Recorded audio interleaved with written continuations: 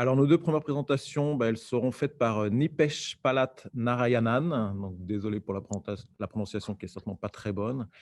You'll correct me, Nipesh, is a postdoctoral researcher in the Department of Sociology at the University of Colombo, Sri Lanka, and is conducting researches on, urban informality and Et food. il fait des recherches sur l'alimentation dans les villes ceylanaises, surtout Colombo, et il était à l'origine architecte et un urbaniste. Et donc, c'est intéressant d'avoir en fait les perceptions d'un architecte qui regarde aujourd'hui l'alimentation. Et il va parler de Bad Packets et les Bad Packets l'expérience urbaine à Colombo. Ma présentation est intitulée Bad Packet et expérience urbaine genrée à Colombie. Ici, Bad, c'est du riz. Je vais vous parler d'un plat qui s'appelle des paquets de riz. Et comme on l'a déjà dit, moi, je vois les choses un peu d'une perspective extérieure, d'une perspective plutôt urbaine. Je m'intéresse à l'alimentation. Ma présentation comprendra 4 parties. Premièrement, je présente ma position, je parle des méthodes et ensuite, je vais parler de l'expérience urbaine genrée avec 2 chapitres, la réalisation des bad packets et la vente des bad packets et ensuite, je conclurai. En fait, je vais vous parler surtout de Colombo, au Sri Lanka, avec une population de 500 000. En fait, c'est un contexte intéressant car il y a dans la ville 555 000 habitants et 550 000 navetteurs, de personnes qui font l'aller-retour. Voici donc, qu'est-ce que c'est que le bad packet? C'est du riz accompagné de différents types de curry. Curry, en fait, c'est un terme anglicisé qui comprend du riz et autres condiments. Le riz et le curry, bien sûr, c'est un produit de base en Sri Lanka qu'on mange parfois 3 fois par jour.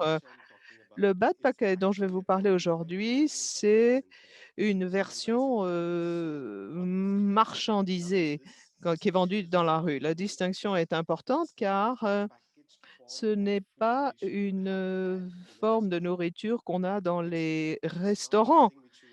Ce n'est pas un produit qu'on peut acheter au restaurant et demander à l'emporter. En fait, c'est un remplacement de ce qu'on aurait eu car il y a au Sri Lanka et dans d'autres pays, on a cette habitude d'emballer le riz et le curry et de l'amener pour déjeuner. En fait, c'est une variante commerciale de ce qu'on amène de la maison et ce n'est pas un produit de restaurant. Cela étant dit, tout cela varie beaucoup en termes de coût. Ça peut aller de 80 à 400 roupies. Ça fait une variation de 1 à 5. Et qu'est-ce que c'est qu'un rice packet ou un bad packet? Bien sûr, l'aliment de base, c'est le riz.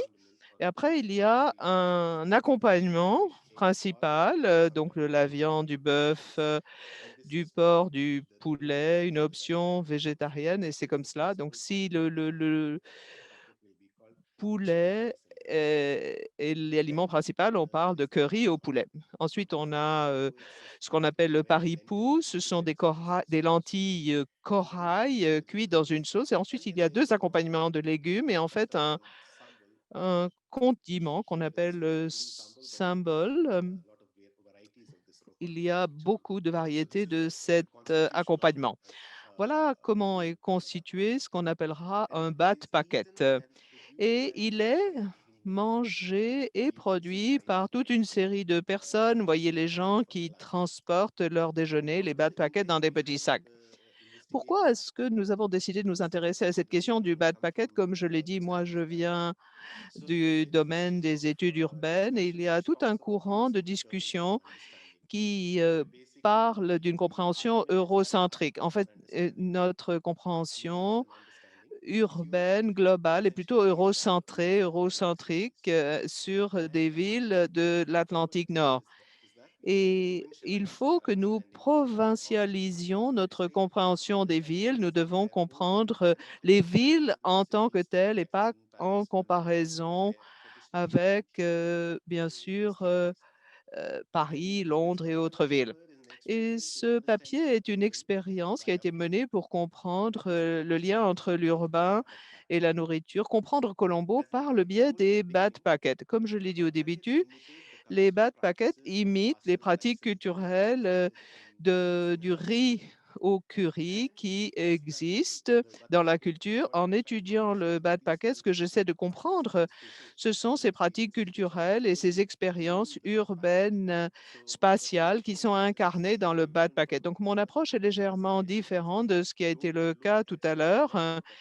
Je ne m'intéresse pas aux réseaux sociaux, j'ai plutôt une approche matérialiste pour comprendre les constructions sociales, pour comprendre mieux la ville de Colombo. En termes de méthode pour ce papier, j'ai choisi de présenter deux études de cas. Une qui est baptisée Dignity. Il s'agit de pseudonymes. Wishaka, ce sont deux personnes qui vendent des bad packets au centre de Colombo. Et en fait, j'articule mon étude autour de ces deux exemples, mais la recherche en tant que telle était beaucoup plus large et s'inspire d'interviews semi-structurées avec 20 personnes, 50 études qualitatives et l'observation de participants. Je vais maintenant rentrer dans l'expérience urbaine genrée en tant que telle. Ces deux personnes vendent des bad packets à 100 mètres l'une de l'autre au centre de Colombo. Dignity, en 2016, a repris un commerce familial.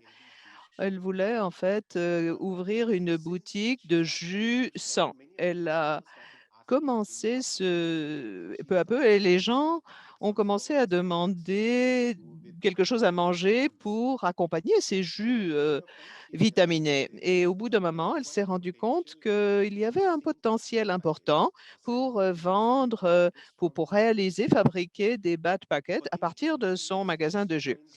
Et Dignity vit juste derrière, dans une grande maison.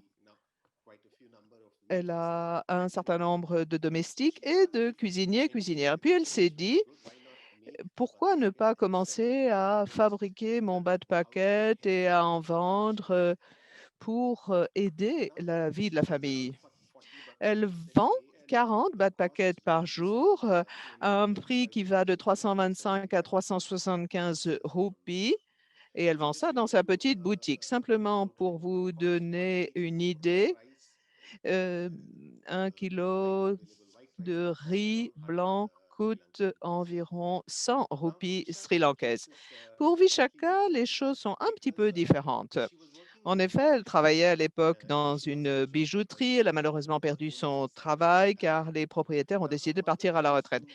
Et sa mère avait jadis l'habitude de vendre des bad packets. Donc, la mère a dit à Wishaka, pourquoi pas ne pas aller dans cette direction. En 2019, elle a donc commencé à vendre des bad packets. Mais Wishaka vit à l'extérieur de Colombo, elle. Et elle fait ses bad packets chez elle. Elle vient au centre-ville de Colombo et elle vend ses produits. Elle en vend environ 30 par jour au coût de 120, entre 120 et 200 roupies. Et dans la mesure où elle n'a pas de commerce en tant que tel, elle doit vendre dans la rue. Si vous regardez la logique de départ, pour Dignity, dès le départ, pour elle, c'était un produit sain qu'elle voulait vendre. Et quand elle lui a demandé d'expliquer ses motivations, pourquoi est-ce qu'elle a ouvert cette boutique, elle m'a dit qu'en tant que bouddhiste, on ne peut pas donner quoi que ce soit de mauvais aux gens, surtout de la nourriture. Vous pouvez bien sûr donner vos vieux vêtements, mais ça couvre que le corps, alors que la nourriture, c'est autre chose. Il faut que la nourriture soit très propre, très saine, hygiénique, et il faut vraiment avoir une nourriture bien présentée. Parfois, les bad packets sont mal présentés. Et nous, on met ça, dit-elle, dans une feuille de banane et je m'assure à ce que tout soit propre et bien nettoyé. Alors que Wishaka, c'est simplement un prolongement du travail qu'elle fait à la maison. C'est elle qui nourrit la famille. Elle est passée à la vitesse supérieure alors qu'elle faisait déjà ce travail de fabrication de bad packets. Elle est aidée par sa mère, par sa sœur à la maison et la qualité de ces bad packets est vraiment liée au fait que c'est elle qui les fabrique. Il y a bien sûr un discours de soin dans les deux cas. Et dans le cas de Dignity, elle veut vraiment s'occuper de tous les détails. Il faut que les feuilles de banane soient bien propres, bien nettoyées.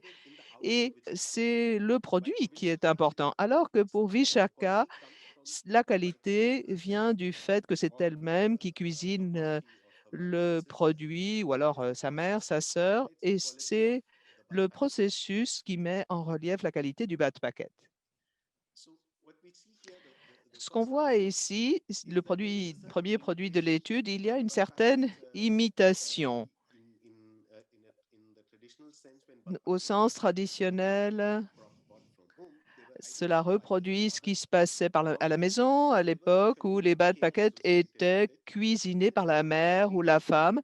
Et c'est un remplacement commercial de cette prise en charge qui est incarné ici. Cependant, Dignity et Vishaka, qui viennent de deux milieux sociaux différents et qui produisent des bad packets tout à fait différents, imitent différemment ce discours de soin, de la mère qui prend soin.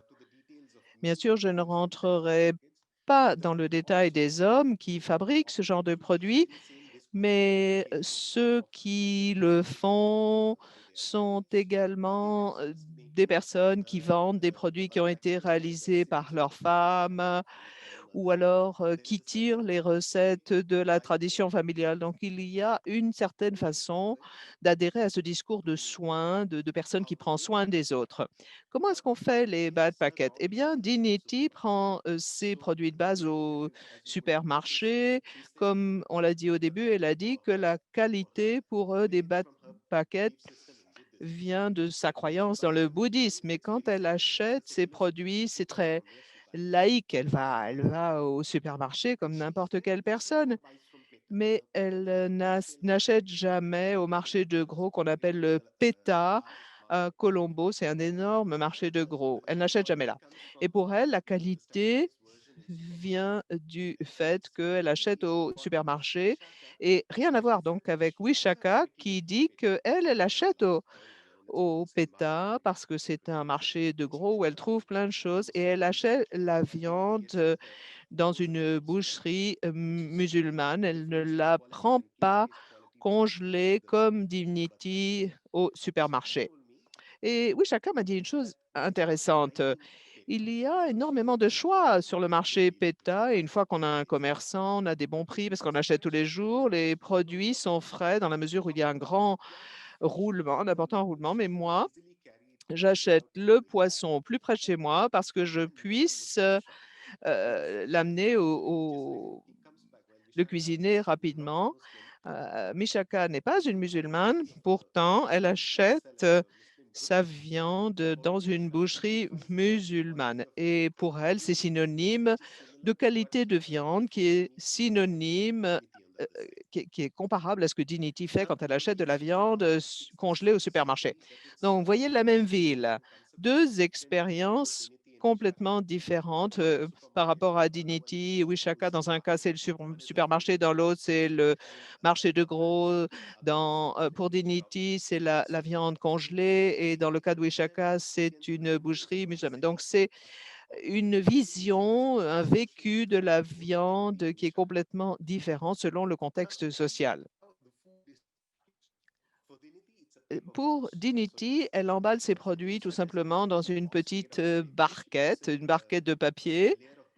Elle met une feuille de banane et elle met son plat dans la feuille de banane. Mais bien sûr, il n'y a aucun intérêt particulier à utiliser du carton. Il faut bien sûr, quand c'est en carton, faire attention que ça ne se renverse partout. Donc, il faut que ça reste très droit. Et c'est une pratique qui est imitée par un grand nombre de vendeurs de paquets, surtout avec le prix qui augmente.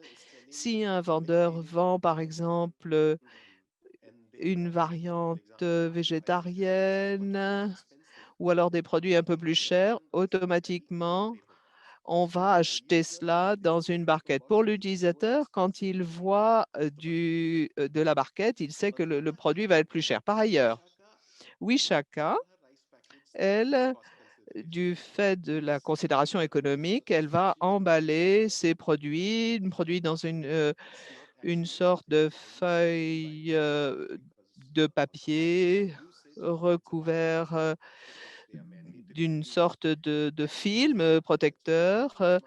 Et c'est beaucoup plus facile à ce moment-là d'emballer le bas de paquet. On peut le transporter sans aucun problème, ça ne coulera pas. S'agissant de la vente pour Dignity, même si elle personnalise sa production de bas de paquet, il y a une marque attachée à son commerce, au nom de son commerce. Il y a une enseigne. On peut également l'acheter. Elle a un site internet de promotion. Vous pouvez réserver sur internet le bas de paquet en téléphonant, alors que pour Wishaka, il faut aller à un endroit particulier. Donc, tous les jours, elle s'assied au même endroit sur le trottoir de Colombo pour vendre ses bas de paquet. S'agissant des usagers, des consommateurs, dans le cas de Dignity, c'est associé à une marque, à une enseigne, alors que dans le cas de Wishaka, c'est plutôt associé à un lieu. C'est l'endroit où on achète les bas de paquets qui compte.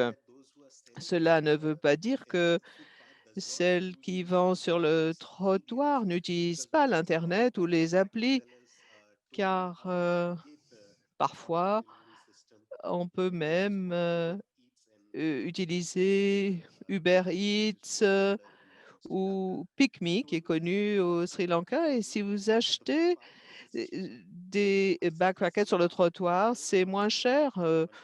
Ça peut être plus cher sur une application Internet. Si je vends au même prix sur Internet, personne ne va acheter parce que c'est moins cher. Ils vont l'acheter une fois qu'ils l'auront goûté, mais bien sûr, pour le goûter, il faut l'avoir acheté. Ce qu'il fait, c'est qu'il augmente le coût du bad packet quand il est vendu sur Internet.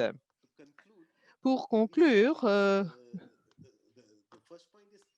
première conclusion, il y a ce qu'on appelle une performativité de genre basée sur la classe, car il faut que le BAT packet doit incarner le discours de soins, mais il est pratiqué de manière différente par Wishaka et Dignity parce qu'elles viennent de milieux sociaux différents. Enfin, il y a une conception différente de la ville dans les deux cas, car on a une opposition entre le religieux et le laïque. Dignity, qui vient d'une classe plus aisée, c'est l'aspect qui compte plus alors qu'elle achète au supermarché, alors que pour Wishaka, il n'y a pas de connotation religieuse concernant la préparation, la qualité, mais s'agissant de l'achat de la viande, elle veut acheter ça à la boucherie. En fait, il y a également un jugement de qualité lié au lieu. Par exemple, le marché de gros à Colombo est perçu totalement différemment par Wishaka et Dignity. C'est presque à l'opposé. Et pour ceux qui achètent, il y a une connotation de classe où le coût et l'emballage sont vraiment très importants. Le même bad packet peut être vendu plus cher s'il est emballé dans du carton, une barquette par rapport au papier. Et on voit ces différentes perceptions de ce qui est considéré comme fait à la maison ou sain. Je dirais que dans les deux cas, on a affaire à des constructions culturelles. Tout ce qui est comestible n'est pas associé à l'alimentation, mais ce qui est considéré comme l'alimentation, à ce moment-là, il y a une sélection qui est sociale. Comment est-ce qu'on comprend toutes ces constructions? Il doit y avoir plus d'études qui vont s'intéresser à la manière dont l'un agit sur l'autre. Voilà, merci beaucoup de votre attention.